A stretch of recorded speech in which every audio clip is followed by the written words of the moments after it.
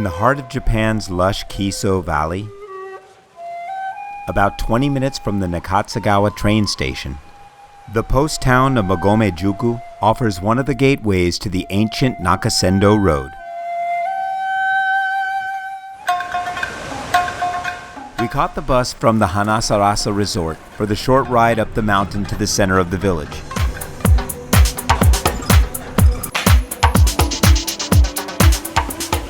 We just caught the 928 bus to Magome. When they say 928, they mean 928.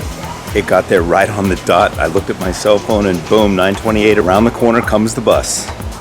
The schedules here are right on the button.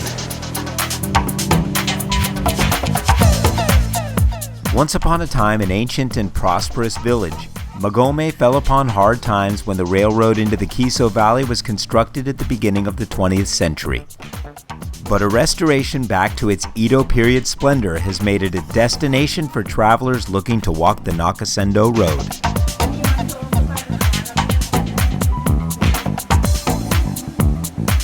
One of the traditional foods in the Kiso Valley is gohe mochi, a grilled rice ball cooked in miso, and it is delicious.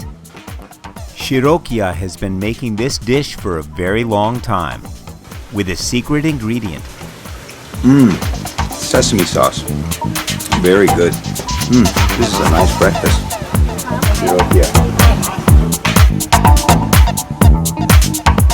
There's plenty of great shopping here in Magome, from inexpensive stuff for souvenirs to some really nice higher-end items for the home. And most importantly, one of the best coffee shops we found in all Japan. Hillbilly Coffee. If a quality cup of Java is as important to you as it is to me, you'll want to stop here for a cup before heading out on the trail.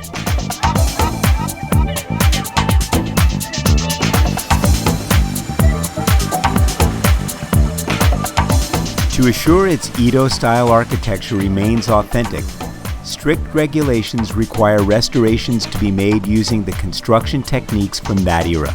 Last year, a typhoon swept through here in Magome, so they're restoring the damage that was done to this house.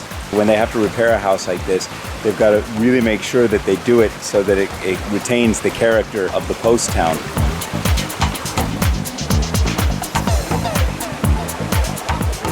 The town is built on a steep mountainside, and you walk the main road from the lower to the upper village.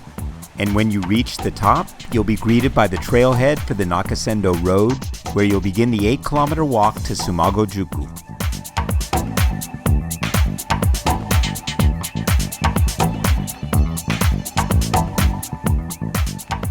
If you're using Magome-Juku for your gateway to the Nakasendo, it's worth working some time into your schedule to enjoy the village before setting out on the hike.